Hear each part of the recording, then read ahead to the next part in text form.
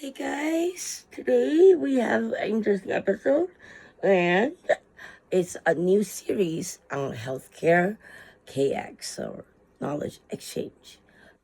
I'm gonna start the first episode with something interesting, and it's on medical drones.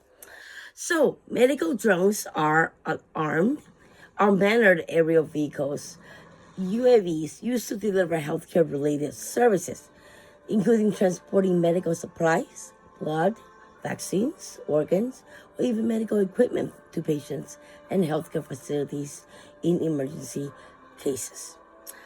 So here's a more detailed look at the medical drone. The purpose of it is delivery of medical supplies, emergency response.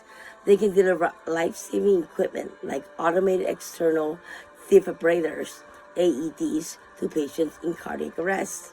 Sample collection and transportation. Drones can collect and transport blood samples, test samples, and other medical specimens to the laboratories, which is very, very interesting because that's something that's actually quite new. Patient monitoring. Some drones are equipped with cameras and sensors that can be used to monitor patients from a distance, and that is what I want to do for refugee camps. There is some military drones that's available on the public market now. So, however much I can buy on my disability payment, I will do. So there's some examples of the use. Actually, I was quite interested in these companies. So look it up. First one, Zipline, Zipline. It's a company that uses drones to deliver medical supplies to remote areas in Rwanda and Ghana. Are we on Marvel characters right now in Rwanda?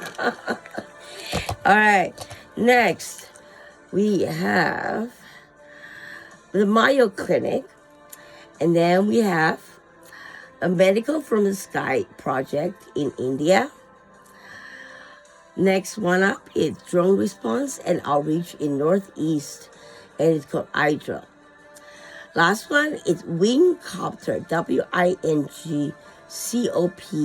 Wingcopter, has made significant contributions to healthcare logistics in remote areas in Vanuatu and Tanzania, using drones to deliver vaccines to remote islands. And I think that's very important, especially when I was watching a documentary on the very rural areas in like Vietnam, Southeast Asia, where like a room is filled with 100 people, 100 prisoners, and they all have tuberculosis. And, I think that, people that are able to do that and deliver tuberculosis medication, which is cheap, and there's tons out there. My dad used to do it. Anyways, it will help a lot of tuberculosis patients, especially in the prisons. That's crowded and unsanitary and all that stuff. So again, to summarize the benefits of drones: reduce response time, improve access to healthcare, cost effectiveness, and obviously environmental friendliness. However, there are some challenges such as regulations. The use of drone for medical delivery is still a relatively new technology, like I said, and there are regulatory challenges that need to be addressed, especially internationally. Cost. While drones can be cost-effective in some cases, they can also be expensive to purchase and maintain, especially when you need to connect to the EMR system. All that stuff has to be done, and the drones has to be able to do it with the software and hardware. Safety issues, privacy issues, as well as public acceptance issues, because some people may be hesitant to accept the use of drones for medical delivery, especially in rural areas, which they've never seen anything like that before. So, anyways, that's the first episode of the new Healthcare Knowledge Exchange series. Take care.